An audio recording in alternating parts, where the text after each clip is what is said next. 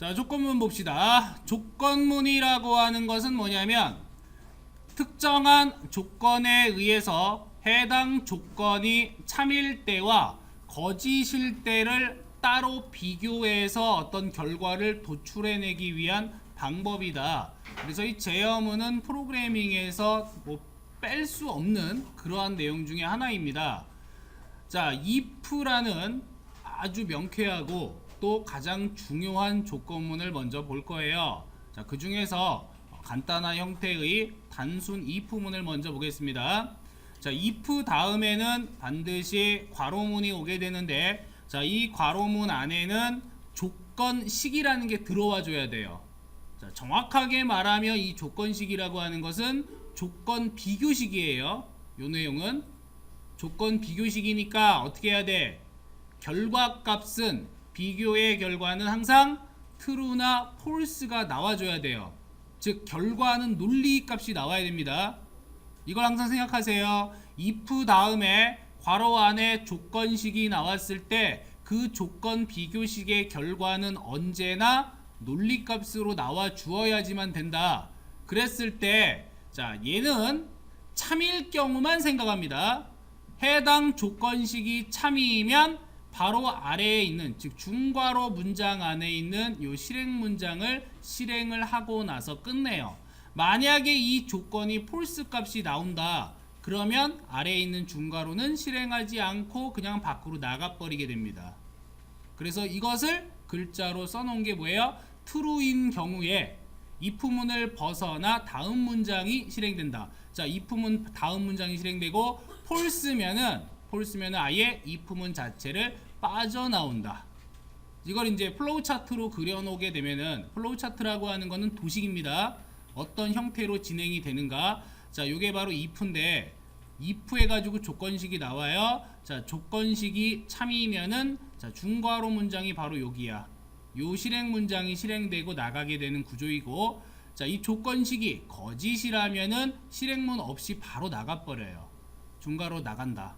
자, 이때 주의사항이 하나 있습니다. 실행 문장이 단일 문장인 경우, 자, 단일 문장이라는 건 뭐냐면 그냥 한 줄짜리인 경우예요. 그럴 때는 이 중괄호를 생략하는 경우가 생겨요. 생략해서 연속으로 그냥 바로 밑에다가 쓰는 경우가 생깁니다. 그래도 가능하다. 하지만 여러분들은 이렇게 쓰는 습관을 들이면 안 돼요. 왜냐면 명확하지가 못하고 또 중간에 여기다가 내가 보기 좋게 한다고 엔터를 짠 하고 쳐버리는 순간 결과가 달라질 수가 있어요. 그렇기 때문에 바람직하지는 않지만 어느 정도 숙달이 되고 나면 이 중괄호 역시 귀찮으니까 생략하는 경우가 간혹가다 있습니다. 간혹가다. 그래서 단순 if의 문장 구조를 먼저 기억을 하자. 자, 다시 단순 if는 먼저 if가 나오고 그 다음에 괄호가 나옵니다.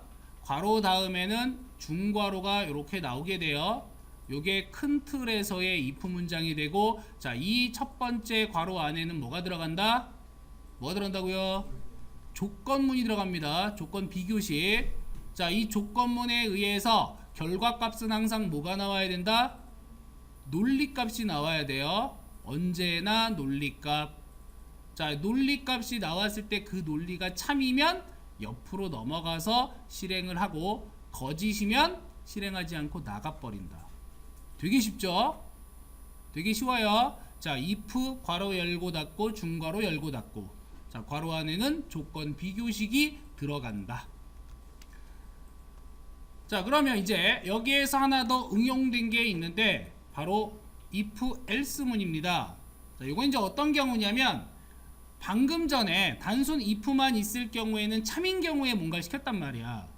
그렇다면 거짓인 경우에도 뭔가를 시키고 싶다죠.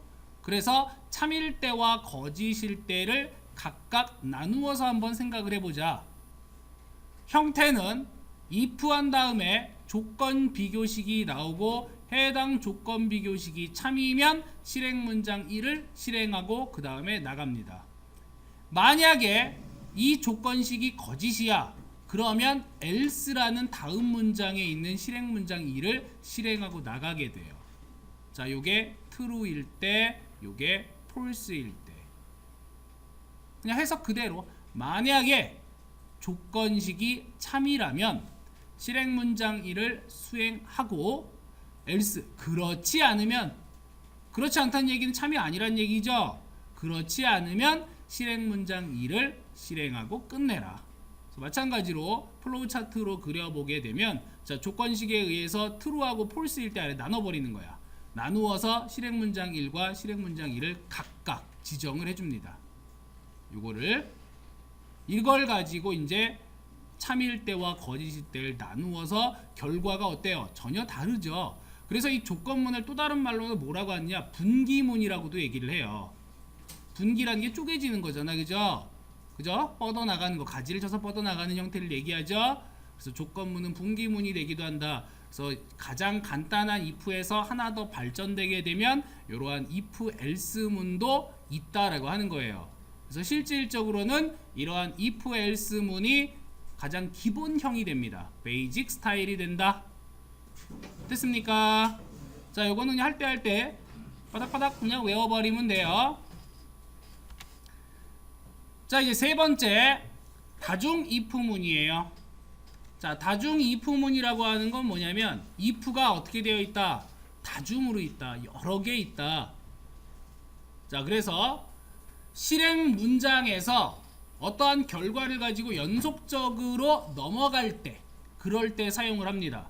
자, 이때 형태를 보게 되면은 if 만약에 조건식 1에 대해서 참과 거짓을 따지자. 그래서 참이면 실행 문장 1을 수행을 하자. 했어요. 그 다음에 어떻게 될까? 얘를 수행했으면 그냥 나갑니다. 그냥 나가요. 여기까지 했으면 자, else가 있죠. 그냥 else 하나만 있으면 뭐였죠? 그렇지 않으면이었어요. 그죠? 근데 else 다음에 또 if가 나와. 이건 뭐냐면 그렇지 않고 만약 이렇게 되는 거예요. 그러니까 위에 있는 조건을 만족하지는 않았지만 여기에서 또 다른 조건을 주어서 그 조건을 만족시킬 수는 있는 경우란 얘기야.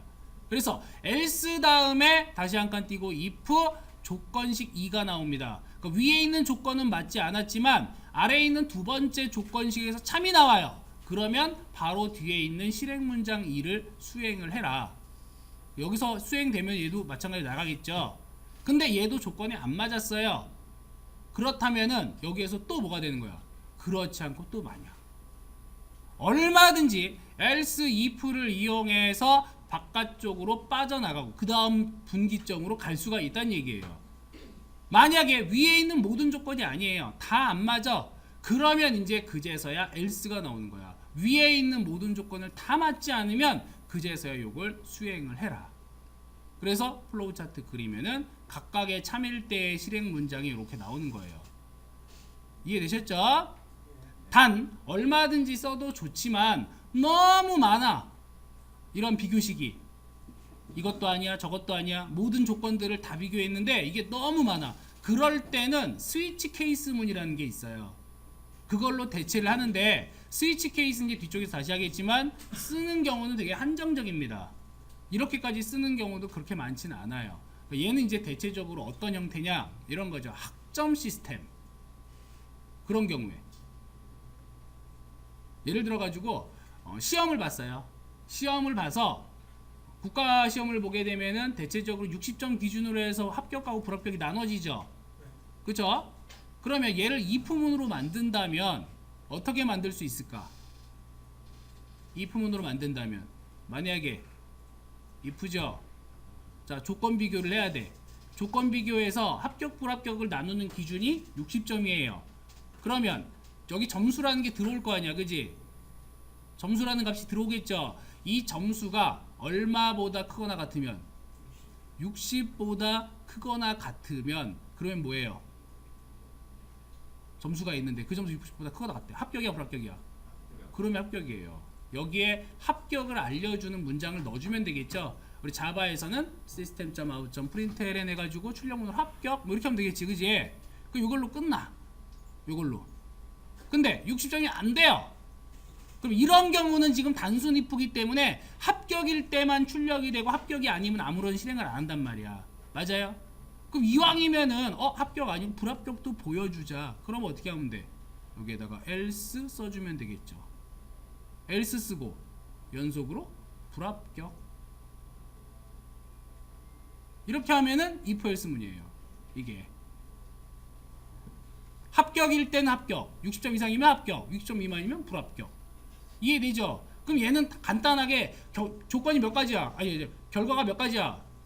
결과가 두 가지이기 때문에 else가 하나만 있으면 된단 말이에요. 참거지. 맞아요? 근데 이런 경우가 아니라 이런 게 있겠죠. 90 이상이면 A야. 90 이상이면 A예요. 80에서 90 사이면 B겠죠. 엄밀히 얘기하면 80 이상 90 미만이잖아. 그죠? 그 다음 70에서 80이면 뭐예요? C겠지. 그 다음 60에서 70이면 D겠죠. 60 미만이면 F 나오지. 이런 경우에 학점 시스템 같은 경우에는 단순 if else만으로 된다 안 된다? 안 된다. 그쵸? 얘는 몇 가지 경우가 있어야 돼요? 하나, 둘, 셋, 넷, 다섯 가지가 있어야 돼. 맞아요? 다섯 가지이기 때문에 else가 최소한 몇 개 있어야 되는 거야? else 몇 개? 아까 두 개일 때 else 하나 했잖아요. 얘 다섯 개니까 else 네 개만 있으면 돼요. 하나 빼야 돼. 맨 마지막은 아니니까, 나머지니까. 그지? 여기까지만 계산해요. 그럼 이런 경우에 바로 이런 형태를 쓰면 된다는 얘기지. 자, 만약에 위에 잘 보이죠? 만약에 점수가 있는데, 자, 이 점수가 얼마 이상이면 90 이상이니? 라고 물어봐요. 그러면 어떻게 하면 돼? 옆에다 쓸게요. 그러면 A 출력하면 되겠지. 맞아요? 그러면 여기서 그렇지 않다는 얘기는 뭐야? 90을 넘지 못한다는 얘기죠. 맞아요? 그러면 그 다음에 뭘 쓰면 돼? else if를 쓰고, 그렇지 않고 만약 해당 점수가 이번에 얼마 판단해야 돼? 80점 이상이냐? 이걸 판단해야 될 거 아니야. 여기에서 지금 점수의 범위는 90점 미만 80점 이상이에요. 그렇다고 해서 이 안에를 90점 미만을 표기할 필요는 없어요. 왜? 이미 위에 해당하지 않는 애들은 다 90점 미만이란 얘기야. 여기까지 온 애들은. 그렇죠? 따라서 90점 미만은 쓸 일이 없다. 80점 이상이냐? 그러면 넌 뭐야? B야. 아직 뭐 남았어? C, D, F가 남았죠? 그럼 또 여기다가 뭘 쓸 수 있어? else, if. 자, 점수가 이번에 얼마? 70점 이상이냐? 그랬을 때 얘는 뭐예요? C가 되겠죠? 아직 몇 개? 두 개 남았네. 다시 else, if. 자, 점수가 얼마 이상? 60점 이상이냐? 그러면 D. 이제 뭐 남았어요? F 한 개 남았지? F 한 개 남았으니까는 굳이 if 쓸 필요가 없어. 그렇지 않으면, 위에 있는 모든 경우가 아니라면 뭐 해라? 그냥 F. 우리 다시 만나요 이거잖아. 이렇게 구조가 이루어진다는 얘기예요. 요게 자, 다중 if 문입니다. else, if를 이용해서 if가 나오면 무조건 뭐가 나와야 된다? 조건문 나와야 됩니다. 조건문. 자, 조건 괄호가 나왔으면 무조건 또 뭐가 나와야 돼? 해당 실행문이 나와줘야 돼요.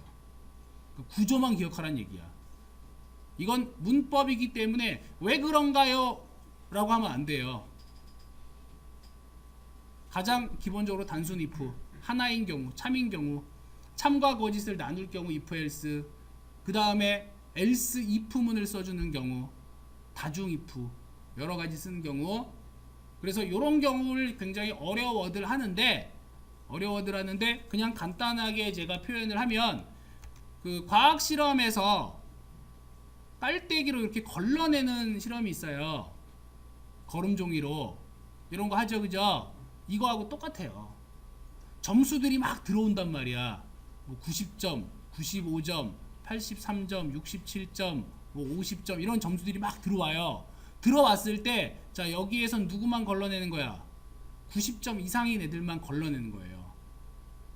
여기에서. 이게 뭐야? 첫 번째 if문이야. 그러면 밑으로 떨어지는 애들은 누가 떨어져요? 여기에서 보면 90점 걸러지죠? 얘 남지. 95도 남지.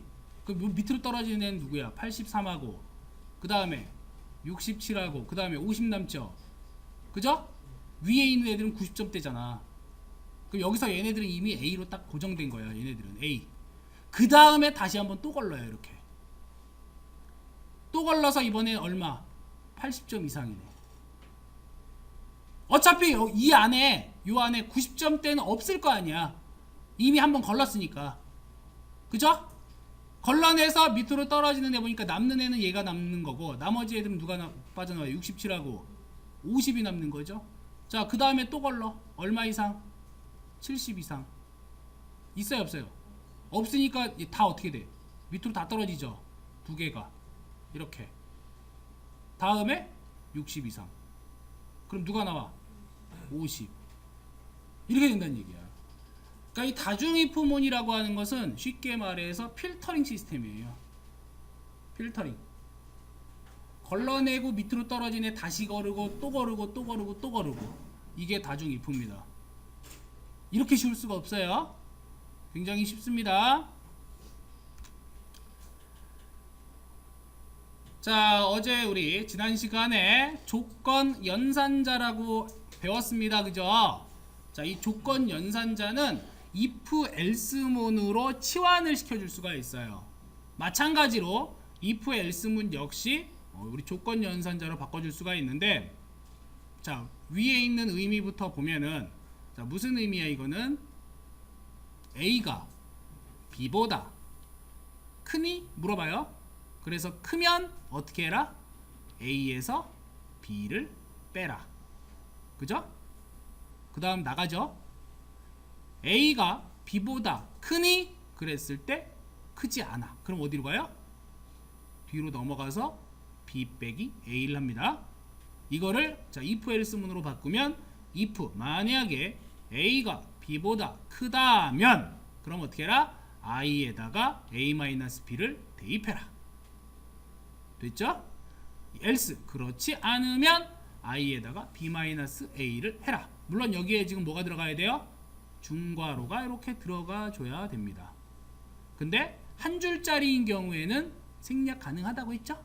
그래서 생략을 했던 거야. 그러면 요 놈은 어떤 알고리즘일까? 이것은 알고리즘이라고 하는 건 논리공식이라고 얘기하는데 얘는 뭘 구하는 걸까요? A하고 B 두 수를 비교를 해. A가 더 크다면은 A를 I에다 집어넣어요. 빼서. B가 더 크다면은 B에서 A를 빼서 A에다 집어넣어요. 이건 무슨 식이에요? 그냥 간단한 예를 들어보면 돼요. 여기다 숫자를 대입해 보면 돼요. 자, A에다가 3을 대입하고 B에다가 1을 대입했어. 그러면 조건 참이에요, 거짓이에요? 참이에요. 그럼 어떻게 돼? A 빼기 B 하는 거지. 그죠? A 빼기 B 하죠. 그럼 얼마가 돼? 2가 되지. 그 2를 어디에다 집어넣어라? I에다 집어넣어라. 맞아요? 바꿔보자. 이번엔 A가 1이고 B가 3이에요. 조건식 참이야 거짓이야? 참이야 거짓이야? 거짓이죠. 거짓이면 어떻게 해야 돼? B-A 하는 거죠. 맞아요. 자, B-A니까 어떻게 돼? 3 빼기 1 하는 거지. 얼마 나와? 2가 나오지. 이걸 어디에다 대입해? 다시 I에다 대입하지. 뭐 구하는 거죠? 두 수의 차 구하는 거잖아요. 이거 단순하게 두 숫자가 있는데 그 두 수의 차를 구하는 거죠. 앞에 거에서 뒤에 걸 무조건 빼는 게 아니라 큰 거에서 작은 거 빼는 거잖아. 그냥 두 개 숫자 중에서. 즉 절대값, 그러니까 앞에 거에서 뒤에 거 뺀 거의 절대값이죠. 그냥 쉽게 얘기하면. 그러니까 이게 바로 알고리즘이라는 얘기예요. 이런 것들이 간단하게. 자, 이제 스위치문을 볼게요. 자, 스위치라고 하는 거는 다중분기문이라고 얘기를 했는데, 자, 사용할 방법은 이제 어떻게 하느냐? 다중 if문이 굉장히 복잡한 형태로 되어 있는 경우가 있다 그랬죠? 그죠? 그럴 때 다중 if의 단점이 뭐냐 이거야. 다중 if의 단점은 예를 들어가지고 아까 이제 성적 시스템에서 걸러내고 또 걸러내고 걸러내고 이렇게 여러 가지 걸러내야 되죠. 그러면 맨 밑에 있는 애까지 오기 위해서는 위에서부터 순차적으로 다 실행이 돼야 될 거 아니야. 맞아요? 그래야지만 여기까지 오겠죠. 그죠? 즉 뭐가 생기느냐? 낭비가 생겨요. 어떤 낭비? 연산의 낭비.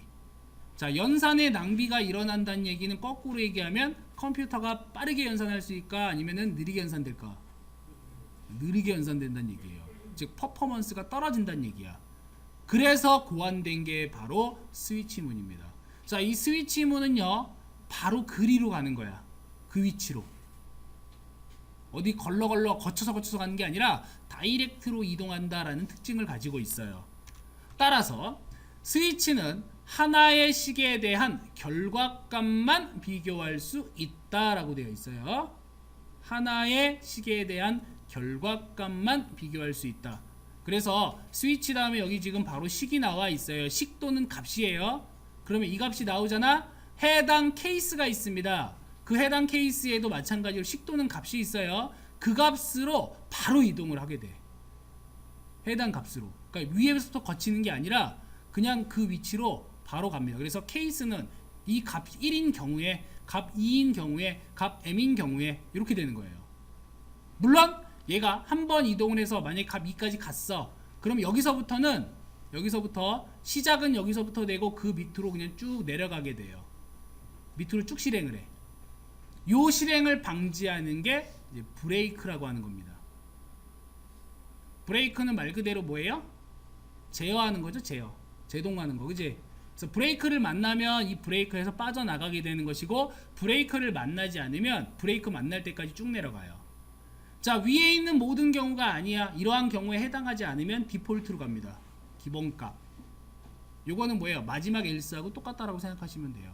차이점, if하고의 차이점은 if는 무조건 위에서부터 연산을 하지만 스위치문은 해당 위치로 다이렉트로 갈 수 있다. 그래서 비교값하고 일치하면 해당 케이스문의 실행 문장을 수행한다. 자, 이때 브레이크라는 놈을 만나면 스위치문을 빠져나간다. 일치하는 값이 없다 그러면 디폴트 문장을 실행을 한다. 자, 이때 디폴트 문장은 없어도 된다. 생략 가능하다. 그래서 형태는 그냥 누구랑 비슷해요? 지금요 형태 보니까 다중이파하고 플로우차트 거의 비슷하죠? 그죠? 대신에 앞에 이제 스위치와 케이스가 들어간다는 거, 스위치와 케이스가 들어간다는 거. 자, 요거를 기억을 해주셔야 되는데, 빈도수 같은 경우에는 스위치를 쓰는 경우는 그렇게 한정적이에요. 많지가 않아요. 오히려 이제 우리 제어문에서 이제 조건문에서 중요한 거다 그러면 if가 훨씬 중요합니다. 얘가 한 99%예요. 중요도는. 스위치 쓴 경우는 1% 정도. 그러니까 이거 만약에 둘 다 어렵다 그럼 얘는 버리세요. if문이라도 정확하게 알고 있어야 돼. if는 우리가 계속해서 써야 되는 내용이에요. 매우 중요하다라는 거를 꼭 기억해 두셔야 됩니다. 자, 스위치문 벗어나는 이제 브레이크문인데요. 자, 이 브레이크 간단하게 설명을 하면은, 브레이크는 제어를 한다. 그래서 여기 보시면은 캐릭터 형태의 그레이드 A입니다. 자, 캐릭터는 무슨 형태의 데이터 타입이에요? 문자형이죠. 그죠? 문자형이죠. 얘는 정수형에 들어갈 수 있나요? 정수형에 들어갈 수 있어요? 들어갈 수 있지. 자, 캐릭터형이기 때문에 반드시 뭘로 묶어라? 작은 따옴표로 묶어라. 큰 따옴표로 묶으면 어떻게 돼요? 이렇게 큰 따옴표로 묶으면 이렇게 하면 어떻게 될까? 이건 문자열이에요. 문자열. 얘는 스트링이라는 객체입니다. 요놈은 스트링 객체. 문자 아니에요? 문자열 되는 거예요. 큰 따옴표가 들어가는 순간. 자, 그래서 스위치에 지금 그레이드가 쇽 들어갔어. 들어가니까 이 그레이드는 A였으니까 A죠. 그쵸? 그럼 어디로 간다? 바로 케이스 A로 간다는 얘기예요. 케이스 A로 가니까는 뭐가 있어? 시스템.out.print 90에서 100점입니다. 물론 케이스 다음에 뒤에 반드시 뭐가 있어야 되느냐? 땡땡이 있어야 돼요. 땡땡이가 있어야 돼요. 자, 이때 브레이크가 없잖아요. 브레이크가 없으면 얘가 어디로 가느냐? 밑으로 내려가서 얘도 실행을 해요. 그러니까 90에서 100점입니다. 연속해서 80에서 89점입니다. 얘도 출력이 돼요. 그리고 브레이크 만나면 그제서야 나가요. 요는 경우에는. 그러니까 이거는 이제 일부러 브레이크를 빼는 경우도 있어요. 일부러 빼는 경우. 그건 어떤 경우냐면 A, B 나누잖아. 이렇게, 그지? 그래서 B 이상이면 우수, 그 다음에 C하고 D면 보통, F면은 노력, 뭐 이런 식으로 다시 3단계로 분류할 때 이런 방법을 많이 써요. 중간에 브레이크를 빼는 거야. 그래서 얘도 출력되고 얘도 출력되게끔 이렇게 하는 경우는 있습니다. 그래서 일부러 빼는 경우도 있다 없다? 있다. 자, 이런 거 알아두셔야 되겠습니다. 자, 케이스문의 특징인데요. 스위치 케이스에서 스위치는 아까도 얘기했듯이 이제 결과값하고 그 다음에 케이스문하고의 비교입니다. 그래서 케이스문에 지정하는 이 비교값은 자, 어떤 형태? 정수 타입의 리터럴만 될 수 있다. 무엇만 된다? 정수. 아까 뭐 썼어요? 아까 뭐 썼어? 캐릭터 썼잖아. 문자형 썼죠? 근데 문자형은 어디에 들어간다? 정수 타입에 포함될 수 있다 그랬죠? 그래서 가능한 겁니다. 그래서 가능한 거예요. 실수 된다 안 된다? 실수 된다 안 된다? 실수 안 됩니다. 실수 안 돼요. 아셨죠? 그 다음 케이스의 변수 못 씁니다. 케이스의 변수 못 써요. 여긴 값만 나와야 돼. 아까 그래서 값이라 그랬죠. 값. 정수 타입의 값. 만약에 이런 경우도 있을 거야. 나는 0.1부터 1.0까지를 비교하고 싶은데 근데 스위치문으로 가능해 불가능해? 안 돼요. 이럴 때는 어떻게 해주면 돼? 얘네들을 정수화를 시켜주면 되겠죠. 어떻게 해서? 어떻게 해서? 곱하기 10 하면 되잖아. 0.1에 곱하기 10 하면 1, 1.0에 곱하기 10 하면 10. 정수죠? 그럼 비교 되겠죠? 어차피 똑같이 10씩 늘어나는 거면은 상관없잖아요. 그죠? 그러니까 이런 식으로 살짝 잔머리를 굴릴 줄도 알아야 돼요. 됐나요? 자, 그래서 조건문에 대한 정리를 간단하게 해보면, 자, 조건문은 if와 무엇이 있다? 크게 두 개. if와 스위치가 있다. 자, if에는 그냥 if와 함께 if else가 기본 형태이고, 얘가 마음에 안 들어, 뭐 또 확장하고 싶어 그러면 if else if에 else가 들어갈 수도 있다는 얘기죠. 스위치 같은 경우에는 항상 짝으로 다니는 애들이 있어요. 스위치에는 누가 따라다닌다? 케이스가 따라다닌다. 자, 케이스 쓴 다음에 값을 써줘야 되고 그 다음에는 이렇게 땡땡을 해줘야 됩니다. 자, 이 스위치의 케이스에서 케이스에는 반드시 뭐만 들어가라? 정수값만 들어가자. 물론 이 정수값에는 문자형 포함이 된다. 실수된다 안 된다? 안 된다. 간단하죠? 이렇게 해서 비교를 해줄 수가 있습니다.